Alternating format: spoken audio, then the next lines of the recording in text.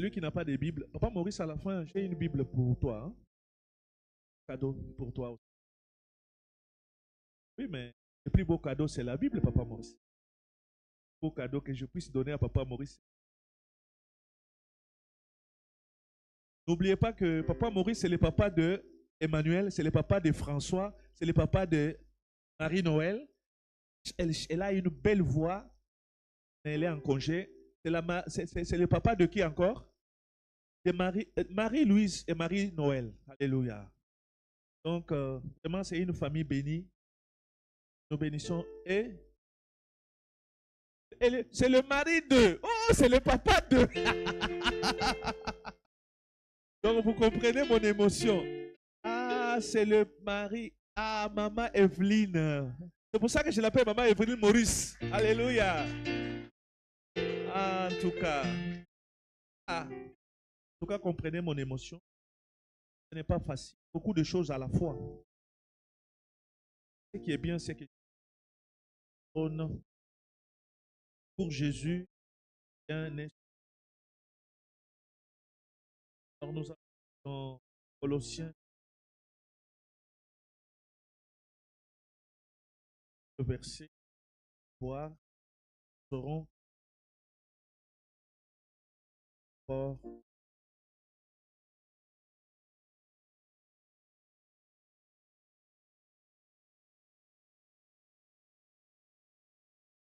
Donc tu peux chercher quelque violon, un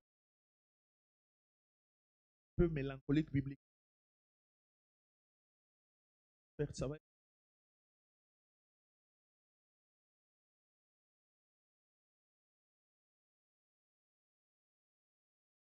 être écrit ceci. On commence à partir du premier verset, si vous voulez. Vous êtes d'accord que nous puissions lire la parole de Dieu? Nous sommes dans Colossiens chapitre 3. Nous allons lire du premier au quatrième verset. Il est écrit ceci. Donc vous êtes ressuscités avec Christ, et les choses d'en haut où Christ est de Dieu. Affectionnez-vous aux choses d'en haut, et non à celles qui sont.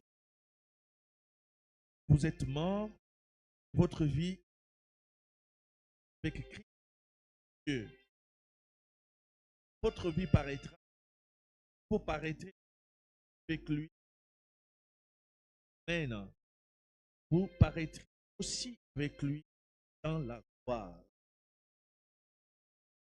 Parole du Seigneur. Nous pouvons nous rasseoir. Vous bénisse. Affectionnez-vous aux choses d'en haut. Voilà les titres.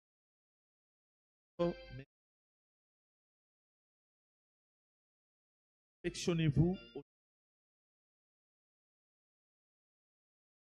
Ce dimanche, j'aimerais explorer un passage puissant. Nous venons de lire. Ce passage nous rappelle que nous devons rechercher les choses d'en haut. Et donc, vous allez voir que ce passage nous invite à une transformation profonde de notre cœur, de nos priorités. Recherchons, affectionnez-vous aux choses d'en haut. Aimez les choses d'en haut. Alors, avant d'entrer dans le vif du sujet, je voudrais vous rappeler quelque chose. Vous rappeler quelques vérités qui vont nous inciter nos yeux, non pas sur la terre, sur les cieux. La première vérité que j'aimerais que tu retiennes, c'est que la vie sur la terre est courte. La vie sur la terre est brève.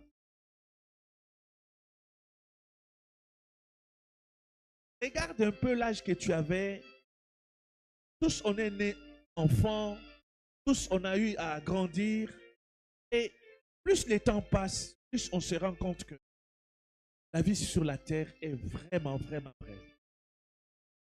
Il faut que tu puisses te rendre compte du fait que le temps n'attend pas. Le temps passe. La vie sur la terre est brève.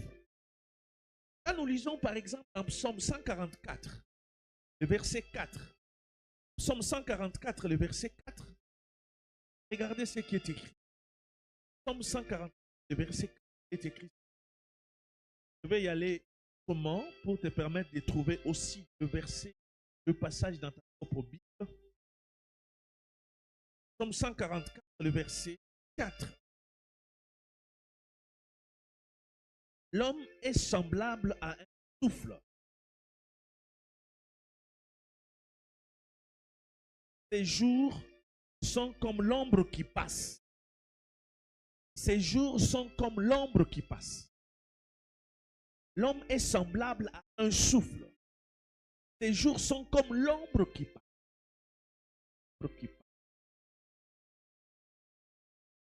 Les temps filent un fleuve qui va vers la mer.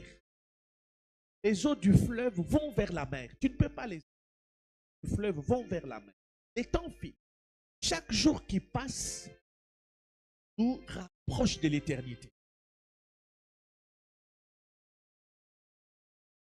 Le sage dans Psaume 90, le verset 10, je vais lire ensemble avec vous, a dit ceci. Psaume 90, le verset 10. Je vais lire ensemble avec vous. Les jours de nos années s'élèvent à 60. Et pour les plus robustes, à 40. L'orgueil qu'ils en tirent que peine et misère, car ils passent vite et nous envolons. Donc, selon le sage, la durée, les jours de nos années sont de 70 ou de 80 ans. Ça veut dire, cette marge-là, dès que tu as 70 ans, le corps est très faible. Et le plus fort peut aller même jusqu'à 80 ans. Mais dès que, quand on a déjà 80 ans, on est fatigué. Il y a des choses qu'on ne peut plus faire. On ne peut plus jouer au foot. Même si on joue au foot, c'est comme un bébé qui joue au foot. On n'a plus la force. Donc quand on a déjà 70 ans, eh bien, c'est déjà, le corps est déjà amorti. Le corps est déjà amorti, le corps est déjà faible. Il y a des choses qu'on voudrait faire, mais on ne peut plus les faire parce que le corps est déjà faible. Il y a des situations face auxquelles on ne peut plus rien parce que le corps nous impose des limites. Il faudra que nous puissions comprendre que notre temps sur la terre est limité et que chaque jour est précieux. Chaque jour est précieux. L'acte que tu poses aujourd'hui aura des répercussions jusque dans la vie éternelle. Jusque dans l'éternité. Ce que tu fais aujourd'hui, les choses que tu fais aujourd'hui, les paroles qui sortent de ta bouche aujourd'hui, les pensées qui sont dans ton esprit aujourd'hui, toutes ces choses-là auront des répercussions jusque dans l'éternité. Il faudra que tu les comprennes. Que selon Hébreux chapitre 11, le verset 13, nous sommes des étrangers et des voyageurs sur la terre.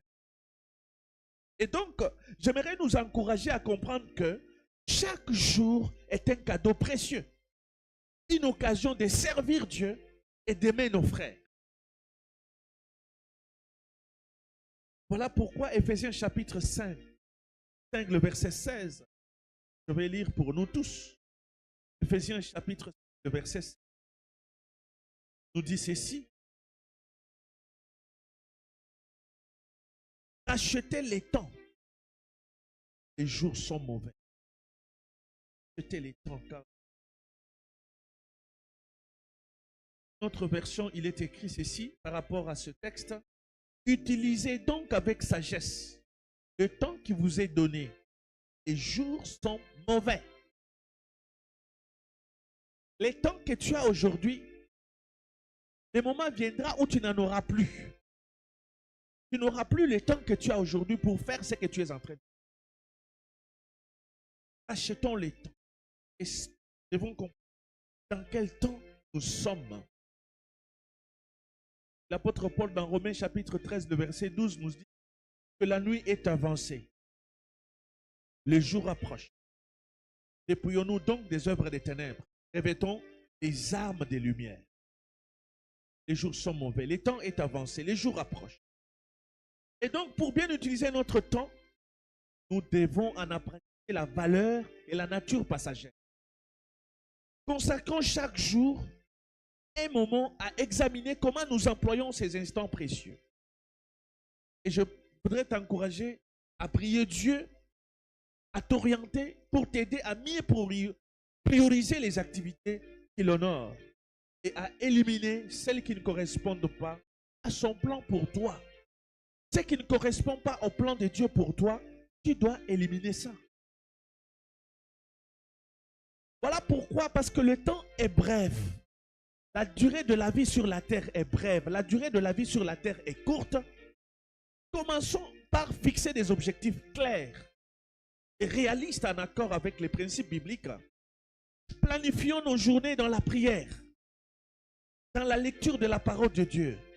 Essayons d'être utiles à Dieu, être utiles aux autres.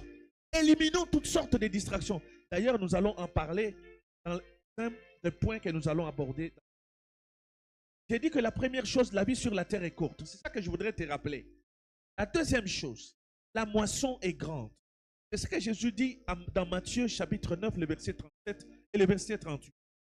Jésus dit à ses disciples, la moisson est grande, mais les ouvriers sont peu nombreux. Ceux qui doivent travailler dans la moisson sont peu nombreux.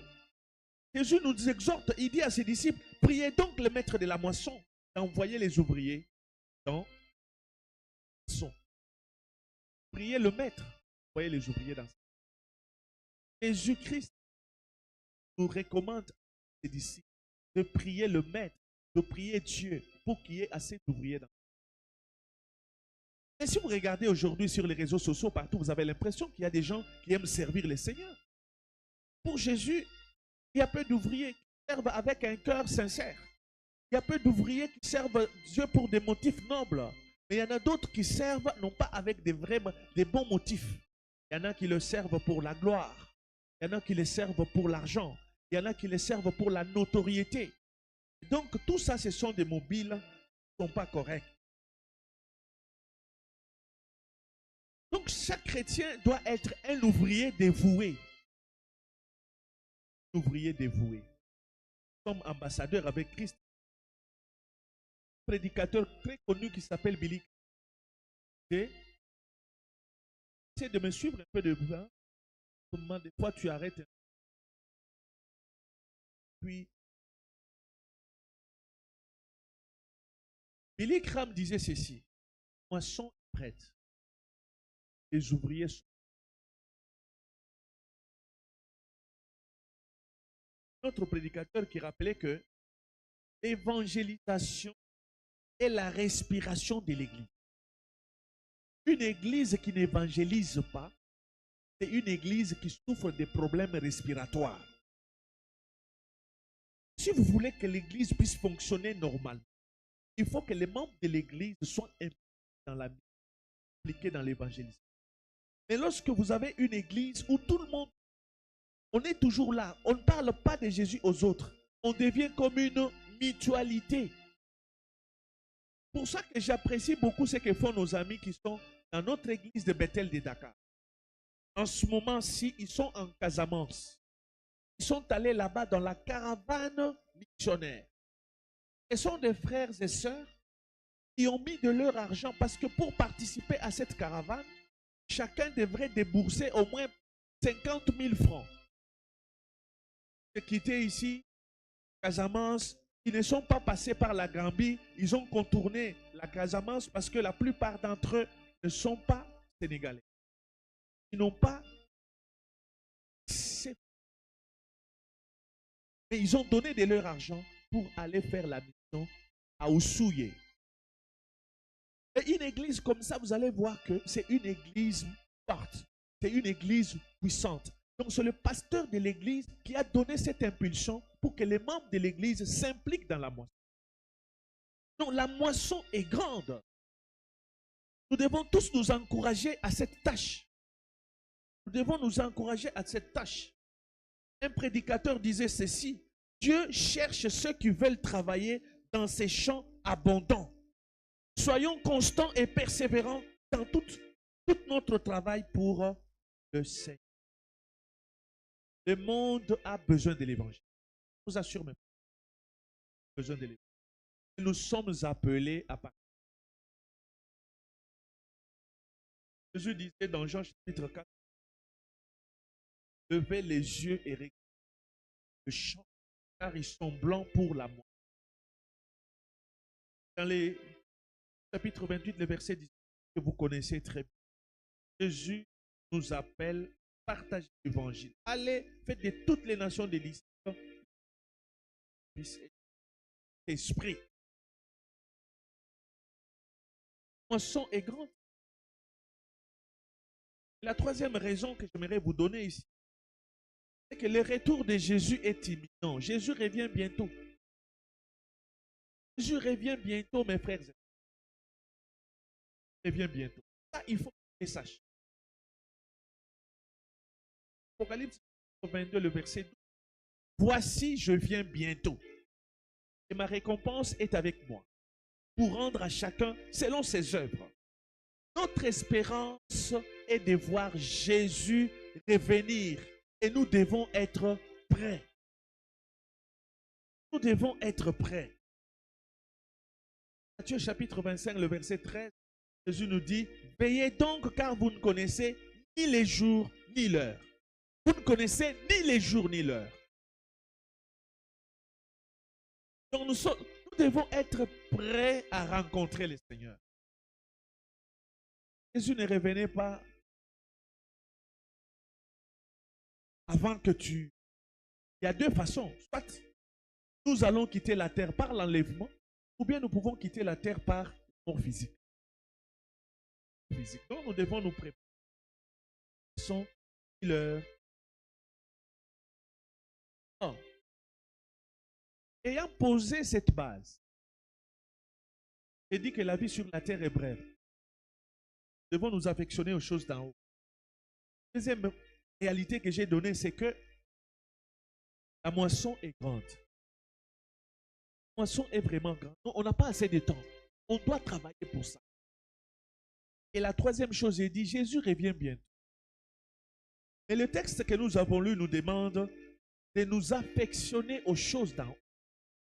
Alors, si nous voulons nous affectionner aux choses d'en haut, la première chose que nous devons faire, c'est de sortir toutes sortes de distractions. Alléluia. De sortir de toutes sortes de distractions. Il y a beaucoup de distractions aujourd'hui. Beaucoup de distractions. Quelqu'un a dit que il y a des temps perdus à cause de nos esprits. Apprenons à faire taire les bruits du monde pour entendre Dieu. Il y a beaucoup de bruit tout autour de nous. Beaucoup de bruit. Affectionnez-vous aux choses d'en haut. Et donc nous devons éliminer toutes les distractions. Combien de temps tu passes sur ton téléphone? Combien de temps tu passes à regarder les séries? Au lieu de travailler. Au lieu de travailler. Au lieu de faire avancer. Dans ta vie. Regarde, les temps que tu passes à faire tout, c'est le temps que tu pouvais consacrer à une formation. Consacrer ces temps à une formation et dans une année, tu as certifié. Il y a quelque chose qui prouve que tu as été formé. Les temps que tu passes à parler de ces temps-là, tu peux l'utiliser pour beaucoup de choses. Tu peux utiliser ce temps-là pour 1 Pierre chapitre 5, verset 8. Soyez sobres. Votre adversaire, le diable, rôde comme un lion rugissant, cherchant qui il dévorera. Soyez équilibrés. Parce que l'ennemi, lui, à tout le temps, est à la recherche d'une occasion pour détruire la vie d'une personne. Soyez équilibrés par rapport à votre marche avec Dieu.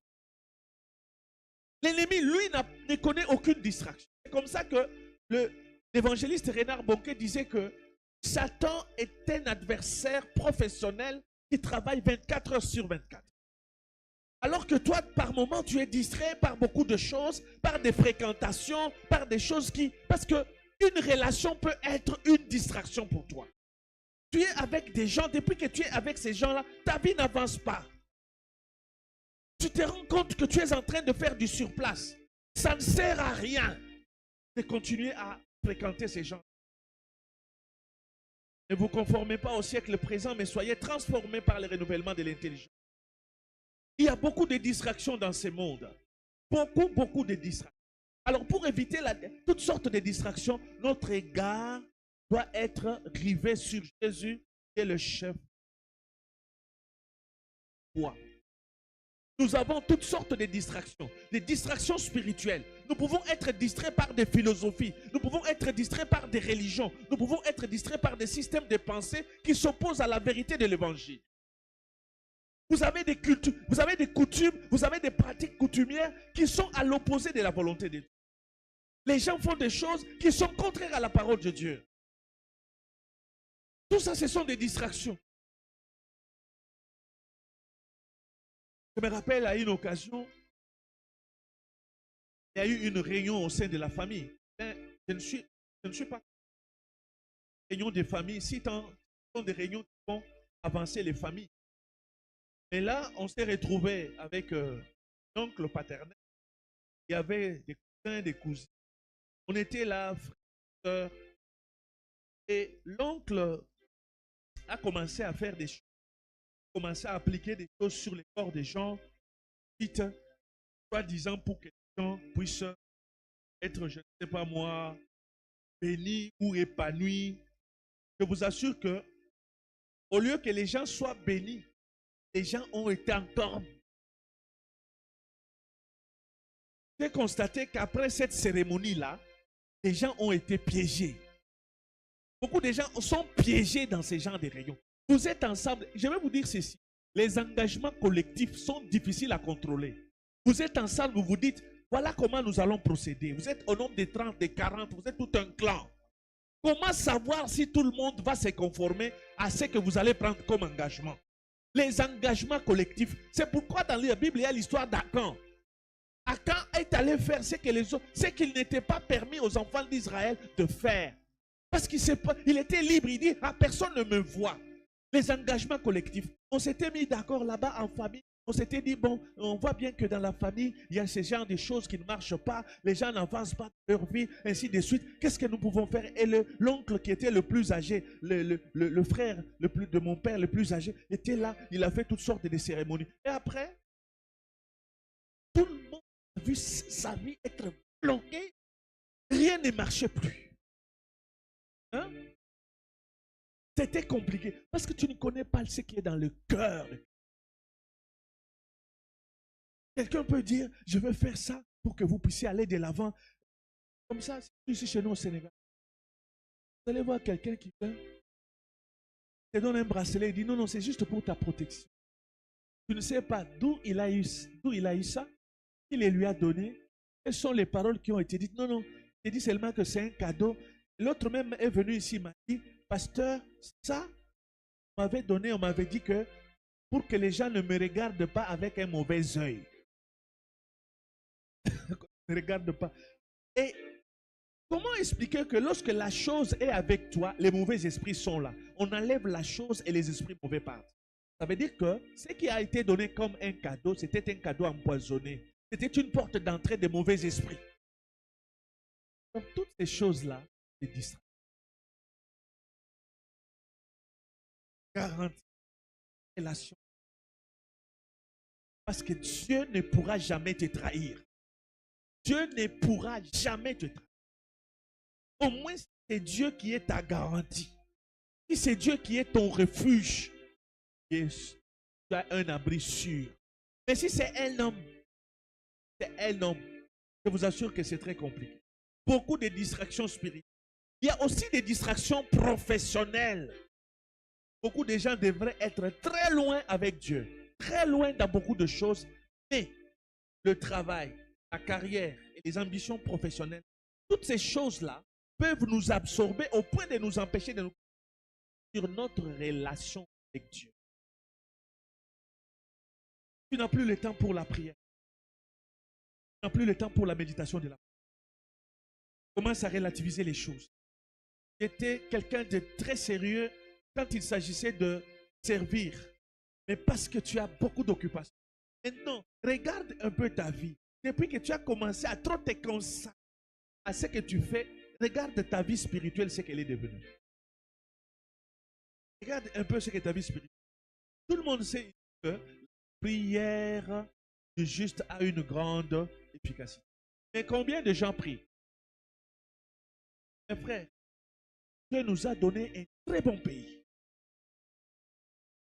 Alors si nous voulons faire des exploits dans ce pays, nous devons mettre de côté toutes sortes de distractions. Les gens qui sont dans les loges, les gens qui sont dans les pratiques fétichistes, les gens qui sont dans les maraboutages, ils sont très sérieux. Très, très sérieux. Si on lui donne quelque chose, on lui dit, va dans le carrefour à minuit, soit dans telle tenue, vas-y. Personne n'est capable de faire ça. Et lorsqu'il s'agit de Dieu, vous voyez, il a plu, n'est-ce pas? Vous voyez, même il y a certains choristes qui ne sont pas venus parce qu'il a plu. Et si c'était dans certains milieux, les gens seraient là déjà à 6 heures, à 7 heures. Ça veut dire qu'on ne sait pas de l'importance qu'on est de faire avec. Je nous dis toujours que si nous voulons que Dieu fasse pour nous ce qu'il ne fait pas pour les autres, nous commençons à faire pour Dieu ce que les autres ne font pas pour lui. Ne servons pas Dieu comme tout le monde. Nous ne sommes pas en compétition. Mais moi, j'aimerais servir mon Dieu de tout mon cœur, de tout mon esprit, de toute mon âme. Je le sers parce que je sais qu'il est le rémunérateur de ceux qui les cherchent. Dieu rémunère ceux qui les cherchent. Je n'ai jamais vu quelqu'un être sérieux dans les choses de Dieu, être sérieux dans la marche avec Dieu. Il marche correctement, il n'est pas dans l'impudicité, il n'est pas dans le mensonge, il n'est pas dans les détournements, il n'est pas dans les rapportages. Je n'ai jamais vu quelqu'un comme ça ne pas être béni, malgré la durée que pourrait prendre la situation. Au finish, tu te rendras toujours compte que Dieu est passé par là. Et si Dieu passe dans la vie d'une personne, il laisse de marques indélébiles. Tu vois bien, non, cette personne, ça valait la peine. Ça valait la peine que Dieu lui fasse. Frères et sœurs, il y a aussi les distractions digitales et technologiques. Les smartphones, les réseaux sociaux, les jeux vidéo. Les jeux vidéo. Toi, tu crois que les enfants sont au lit en train de dormir? Non. Ils sont avec leur téléphone. Avec leur téléphone. Bientôt chez moi, dès qu'il est 21h30, tous les smartphones sont ramassés et cachés quelque part. Jusqu'au lendemain matin. Parce que tu regardes, tu vas sur WhatsApp, tu regardes ta fille, tu vois qu'elle est en ligne. Elle était en ligne à 2h30. À 2h30, qu'est-ce qu'elle était en train de faire là-bas? Tu regardes ton fils, il était en ligne à 1h30. Toi, tu crois que la personne dort? Non, non, elle ne dort pas. Elle est là, en train de tchatcher. Comment ça va avec des émojis? Avec toutes sortes d'émojis. Aujourd'hui, on communique avec les émojis. Être comme ça. Ce sont des distractions.